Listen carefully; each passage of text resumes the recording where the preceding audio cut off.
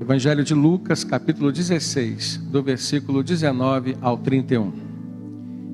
Havia um homem rico que se vestia de púrpura e de linho fino e vivia no luxo todos os dias. Diante do seu portão fora deixado um mendigo, chamado Lázaro, coberto de chagas. Ele ansiava comer o que caía da mesa do rico. Até os cães vinham lamber as suas feridas. Chegou o dia em que o mendigo morreu, e os anjos o levaram para junto de Abraão. O rico também morreu e foi sepultado. E no Hades, ou inferno, onde estava sendo atormentado, ele olhou para cima e viu Abraão de longe, com Lázaro ao seu lado. Então chamou-o: Pai Abraão, tem misericórdia de mim e manda que Lázaro molhe a ponta do dedo na água e refresque a minha língua, porque estou sofrendo muito neste fogo. Mas Abraão respondeu: Filho, lembre-se de que durante a sua vida você recebeu coisas boas, enquanto que Lázaro recebeu coisas más. Agora, porém, ele está sendo consolado aqui e você está em sofrimento. E além disso, entre vocês e nós há um grande abismo, de forma que os que desejam passar do nosso lado para o seu, ou do seu lado para o nosso, não conseguem. Ele respondeu: Então eu te suplico, pai, manda Lázaro ir à casa do meu pai, pois tenho 5 irmãos. Deixa que ele os avise, a fim de que eles não venham também para este lugar de tormento. Abraão respondeu: Eles têm Moisés e os profetas, então que os ouçam. Não, pai Abraão, disse ele, mas se alguém dentre os mortos fosse até eles, eles se arrependeriam.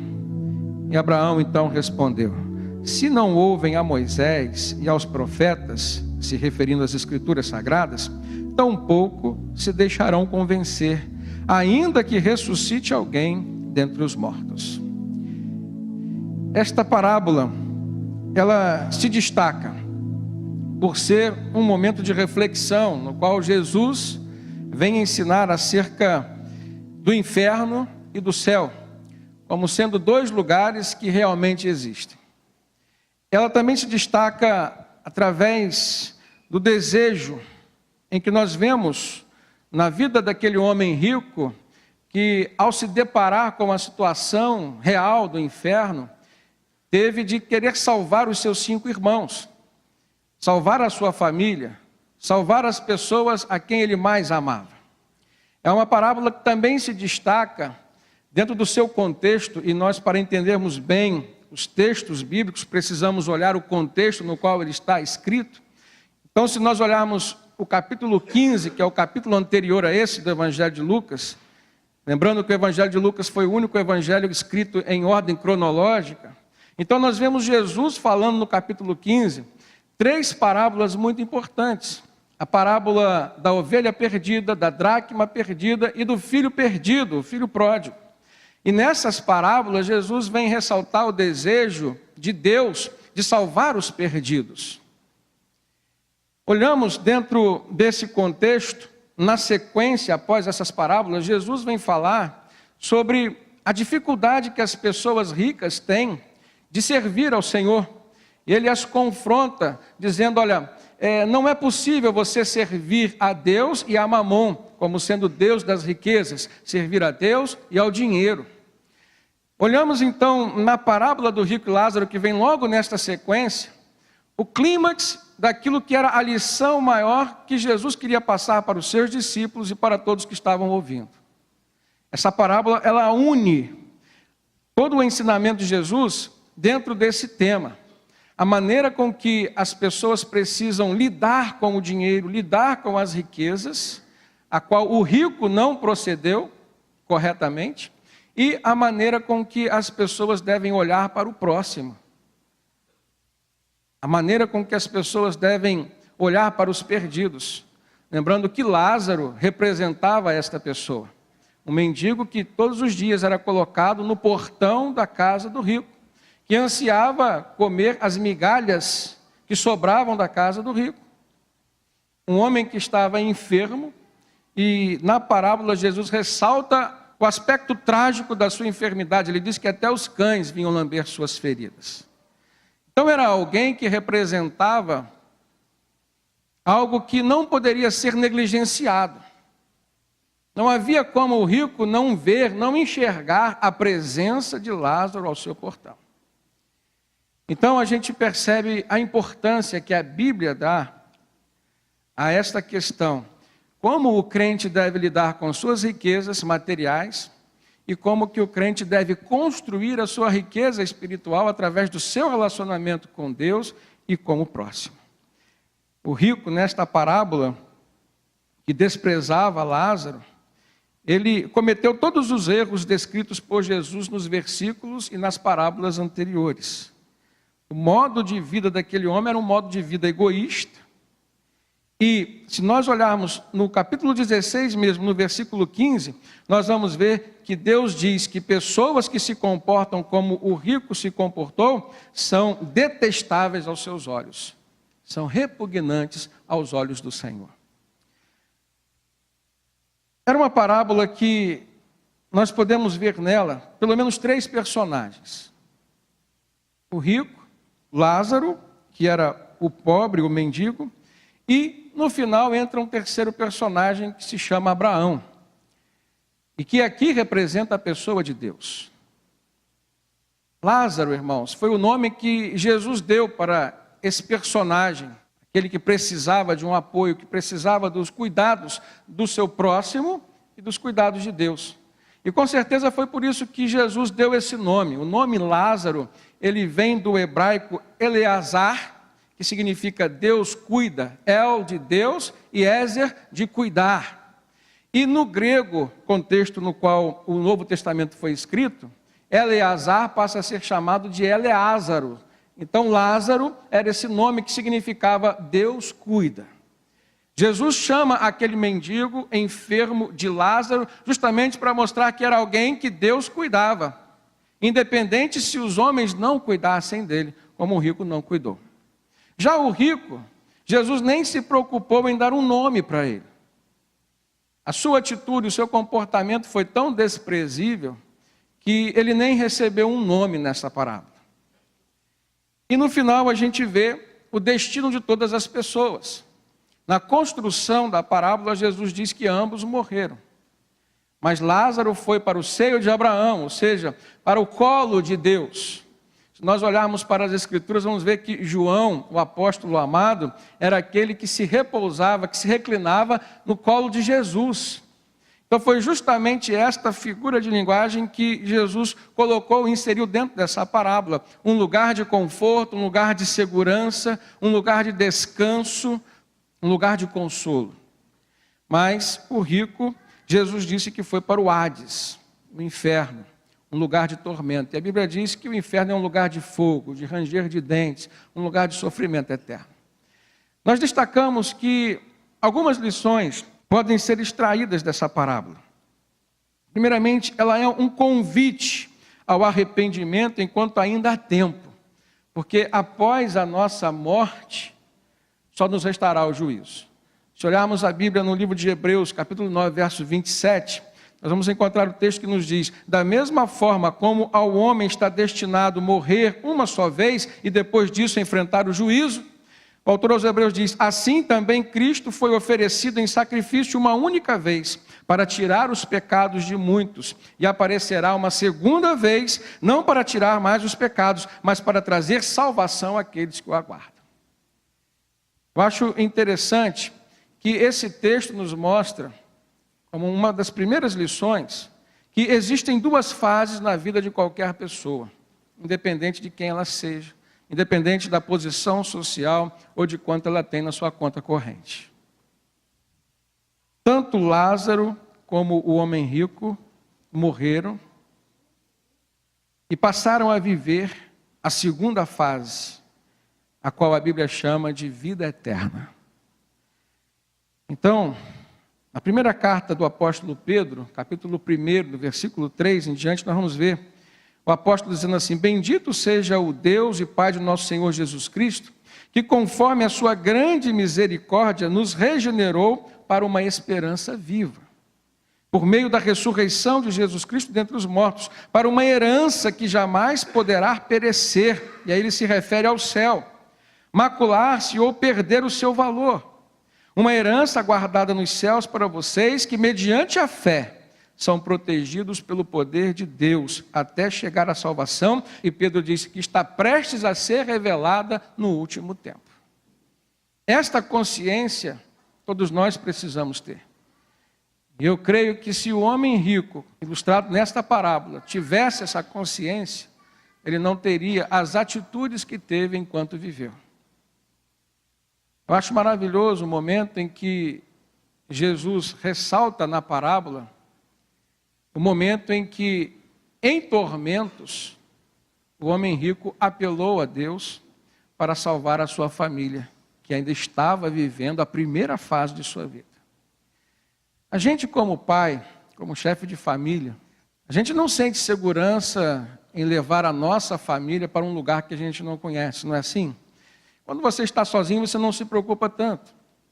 Se você quer levar a sua família para um restaurante, você procura saber qual é o ambiente que você vai encontrar dentro daquele restaurante antes de você levar a sua esposa, os seus filhos, a sua família, ou seja, as pessoas a quem você ama, de quem você cuida.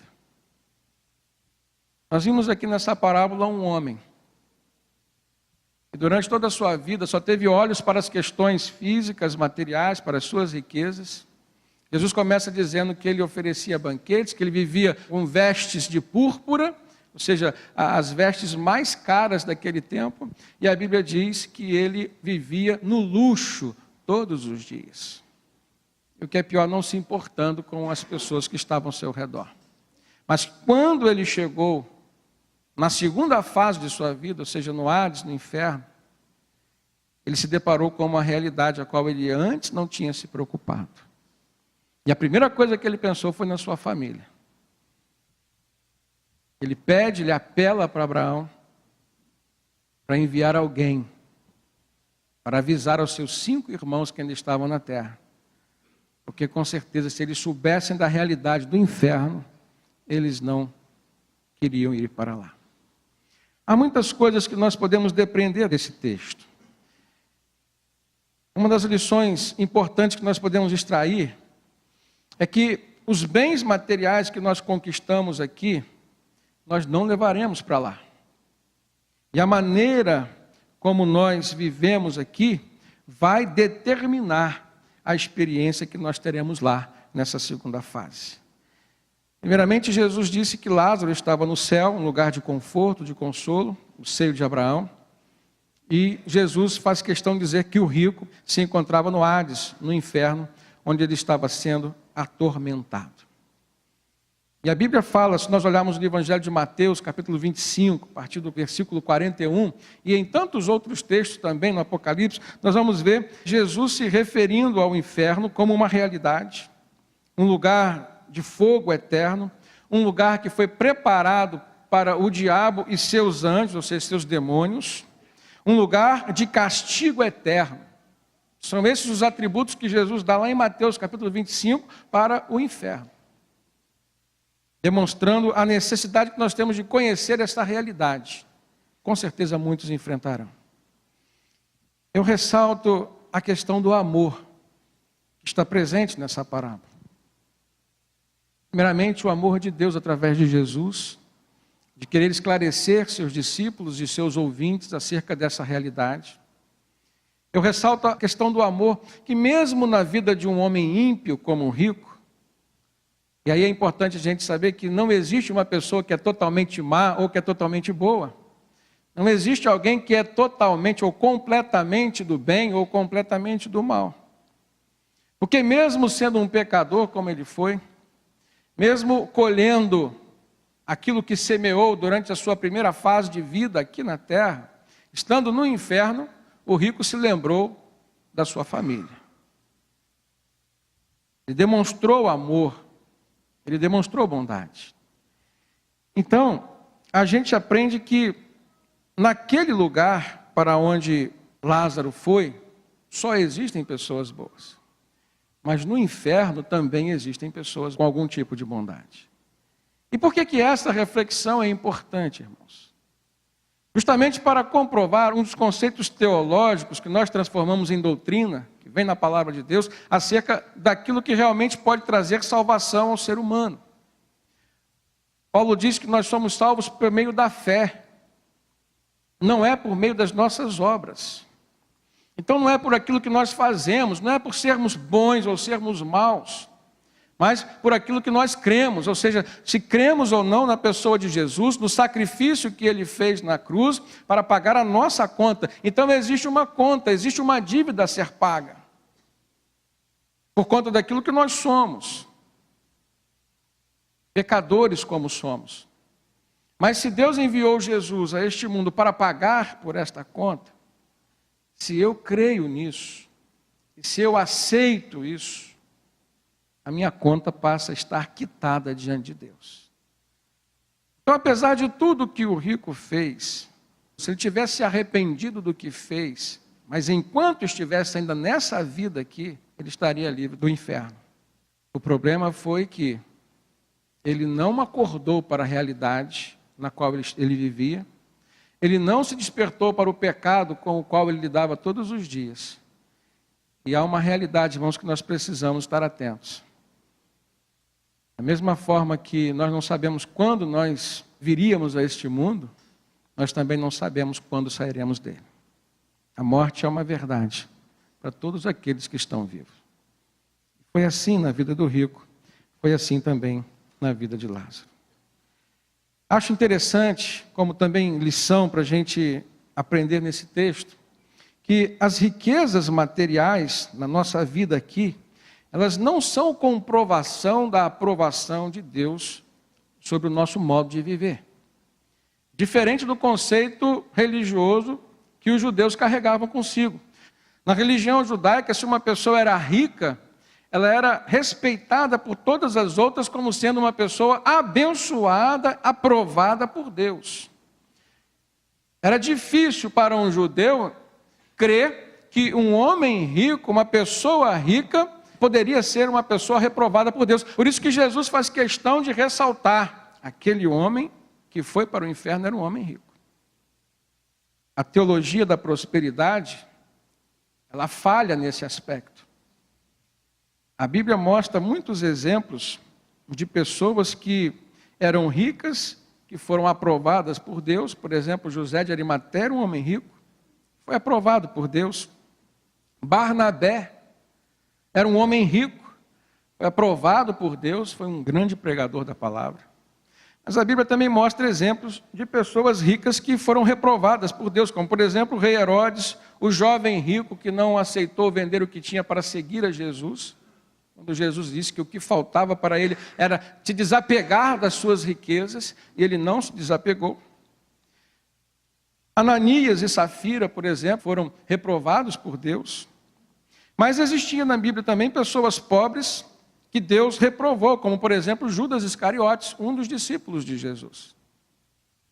Era um pobre, ambicioso, ganancioso, que embora estivesse seguindo, entre aspas, a Jesus, o seu coração estava completamente preso a uma expectativa de um dia assumir o reinado. E que quando o Messias destronasse o Império Romano, ele haveria de reinar junto com o Messias. Essa era a expectativa de Judas Iscariotes. Nós olhamos na Bíblia pessoas pobres que Deus aprovou. Marta, irmã de Maria, irmã de Lázaro, um segundo Lázaro. É importante os irmãos saberem que este Lázaro da parábola foi um Lázaro personagem fictício, não o Lázaro que realmente existiu, irmão de Maria e de Marta, em quem Jesus operou um grande milagre. E era uma família de pessoas simples, pobres, que viviam em Betânia, uma vila perto de Jerusalém, mas um lugar que a Bíblia faz questão de dizer que Jesus tinha prazer de estar. Pessoas com quem Jesus tinha prazer de conviver. Pessoas aprovadas por Deus. Então, as riquezas materiais não comprovam a aprovação de Deus sobre a vida de uma pessoa. Mas a religião judaica trazia esse conceito. E não só a religião judaica, irmãos. Ainda hoje, se nós olharmos para o hinduísmo, uma religião que prevalece na Índia, 75% são hinduístas. uma religião que oprime as pessoas, é uma das religiões politeístas e uma das 5 principais religiões do planeta. Ali Brahma é o Deus criador. E no conceito hinduísta, ele dividiu a humanidade em 4 castas. E nestas castas, as pessoas estão determinadas, a viverem nela para o resto de suas vidas. E a primeira casta, onde estão os brahmanes, os sacerdotes, as pessoas que estudaram, eles, dentro do conceito hindu, eles nasceram na cabeça do Brahma. Os kshatriyas, que são os guerreiros, nasceram nos braços de Brahma. A terceira casta são os vaishyas, os comerciantes, aqueles que nasceram nas pernas de Brahma. E por último vem os sudras, que são os servos, os camponeses, os artesãos, os operários, que nasceram nos pés de Brahma. E existe uma 5ª categoria que nem chega a ser conhecida como casta, que seriam os párias ou os dalits, que é a grande massa que vive na Índia, que são considerados como aqueles que vivem na poeira debaixo dos pés de Brahma. Agora imagina você viver dentro de uma sociedade assim, com esse conceito religioso arraigado, e ele sabe que ele vai viver a vida inteira ali, morrer ali, e que seus filhos só poderão casar com pessoas daquela casta. Então, se você compreende que ainda hoje pessoas vivem dentro desse conceito religioso, não é difícil você compreender que há 2000 anos atrás, pessoas achavam que quem era rico era aprovado e abençoado por Deus. E Jesus vem confrontar. E diz, olha, como é difícil um rico entrar no reino dos céus. É mais fácil um camelo passar pelo fundo de uma agulha do que um rico entrar no reino dos céus. Por quê? Porque a riqueza material tem esse poder de seduzir, de dominar, de se tornar um Deus na vida das pessoas. Jesus, através dessa parábola, vem confrontar. O apóstolo Paulo, quando escreveu ao jovem pastor Timóteo, primeira carta de Timóteo, versículo 6, verso 10, ele disse assim, pois o amor ao dinheiro é a raiz de todos os males. Algumas pessoas, por cobiçarem o dinheiro, desviaram-se da fé e se atormentaram a si mesmas com muitos sofrimentos. E essa questão do amor ao dinheiro, irmãos, ela está tão presente na igreja cristã de hoje. Por isso eu creio que essa parábola é uma parábola que é tão contemporânea e tão necessária a ser aplicada na nossa vida, na vida da igreja, que a gente vê pessoas distorcendo. Paulo escreveu para Timóteo, Timóteo era um jovem pastor, discipulado pelo Paulo. Paulo já estava prevendo a sedução que o dinheiro poderia causar na vida dos líderes religiosos. Nesse momento que eu preciso levar os irmãos a compreenderem o quadro triste que nós encontramos dentro da igreja dita evangélica hoje. Na qual a sociedade que está fora da igreja vê pastores como sendo sinônimo de pessoas gananciosas, vorazes, que retiram tudo que podem a nível financeiro dos seus fiéis. Nesse aspecto, irmãos, a gente precisa ver que há um desequilíbrio muito grande. Nós precisamos, na direção do Espírito Santo, submissos a Ele, encontrar o ponto de equilíbrio. Fazer dos bens materiais uma bênção para a nossa vida, porque essa é a vontade de Deus, e não nos deixar sermos dominados por ela.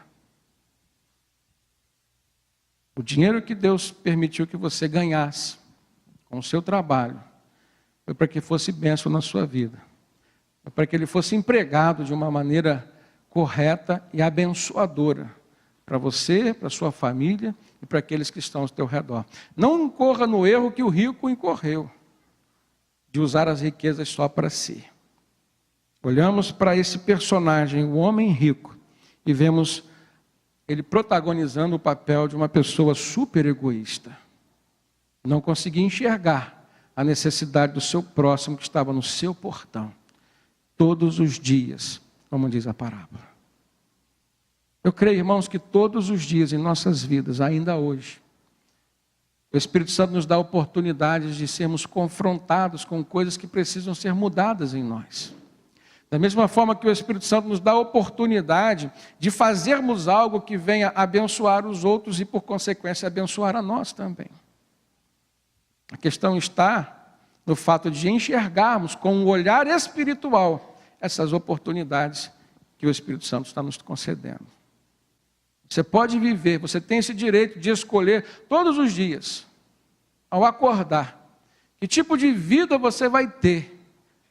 Se você vai ter uma vida direcionada e relacionada com o Espírito Santo, ou se você vai viver segundo os seus próprios conceitos, seu próprio jeito de ser, e deixando a vida te levar para onde ela quiser. Eu creio que o rico viveu assim, segundo a lei da semeadura e da colheita, que a Bíblia nos ensina. Ele colheu aquilo que ele plantou. Então, irmãos,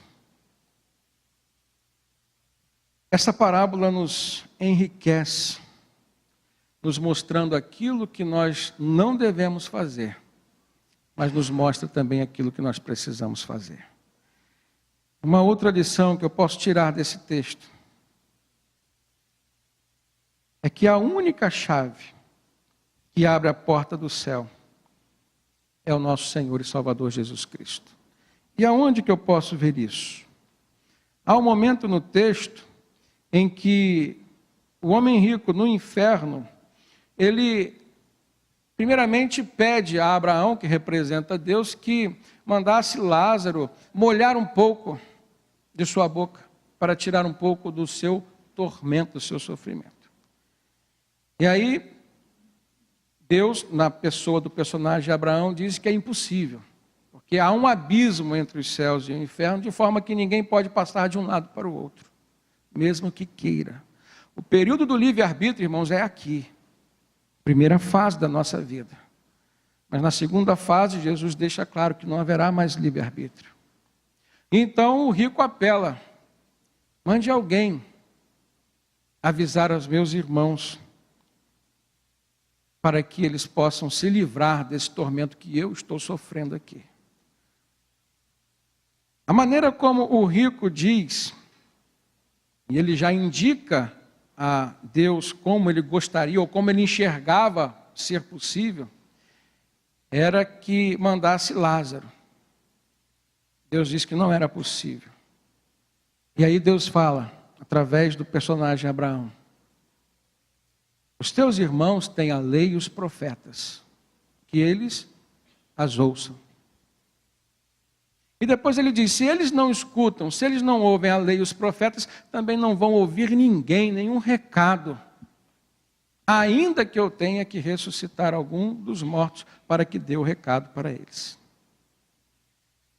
A lei e os profetas, a lei representada no Pentateuco, os profetas, todos os livros proféticos no Antigo Testamento, que era o que eles tinham naquele período de Jesus. Nós hoje temos o cânon fechado, temos o Antigo Testamento e o Novo Testamento. Temos tanta coisa e que é declarada por Deus ser suficiente para a revelação do Senhor, da vontade de Deus para a nossa vida. O que expressa a verdade e a realidade sobre o tempo presente e o tempo vindouro. Naquele tempo Jesus disse: olha, ele já tem a lei e os profetas, precisam ouvi-la. E a lei e os profetas sempre apontaram para quem? Para Jesus, o Messias, o libertador, o Filho de Deus que haveria de trazer salvação. O grande problema é que os judeus esperavam um Messias, um libertador, que haveria de trazer uma salvação, mas uma salvação política, econômica, financeira, pura e simplesmente materialista. Poucos conseguiam ver o Messias como sendo o libertador da escravidão do pecado, na qual a humanidade ainda se encontra hoje. Por isso a necessidade de Jesus, o Messias libertador, ainda se faz presente na nossa vida. Se no início desta mensagem nós ressaltamos a importância que há em pregarmos a salvação para aqueles a quem nós amamos, ou seja, os nossos familiares, os que estão mais próximos de nós. Nesse momento a gente vê o porquê e como essa pregação deve ser feita. Primeiramente porque o tempo é hoje, é agora. Nós não sabemos quando que essa primeira fase vai acabar. E como? É tão somente através de Jesus. Não é pelas nossas obras, mas é pelo aquilo que cremos. O apóstolo Tiago esclarece que a fé sem obras é morta. Então, que tipo de fé é essa capaz de salvar uma pessoa? É a fé em Jesus como seu Salvador, como alguém que pagou a sua conta diante de Deus, e por isso você passa a estar livre da culpa que te condena ao inferno. Mas é importante você saber que se esta fé existe na sua vida, a sua vida precisa ser transformada, demonstrando a existência de uma conversão, da operação do milagre da redenção sobre você. Por isso que Jesus não se preocupa em mostrar com clareza a forma como aquele homem rico vivia. É por isso que Jesus faz questão de dizer, ambos morreram, como sendo algo natural na vida de todas as pessoas e algo intempestivo na vida de todos nós. E foi por isso que Jesus fez questão de dizer como que ambos estavam vivendo a segunda fase da sua vida. E por conta disso, do amor que há no Pai, de não querer ver que nenhum dos seus filhos se percam, Jesus conclui a parábola dizendo que o desespero na vida daquele homem rico residia no fato de saber que seus 5 irmãos, seus parentes, seus familiares, as pessoas a quem ele amava, ninguém é totalmente bom, ninguém é totalmente ruim, ninguém é totalmente do bem, ninguém é totalmente do mal. Aquele mesmo homem que negligenciava o mendigo ao seu portão, no final vem demonstrar que havia preocupação e amor, pelo menos pela sua família. Então ele apela a Deus. E na parábola Jesus diz que a única maneira é para onde a lei e os profetas apontavam, Jesus Cristo, o único Senhor e Salvador de nossas vidas. Amém?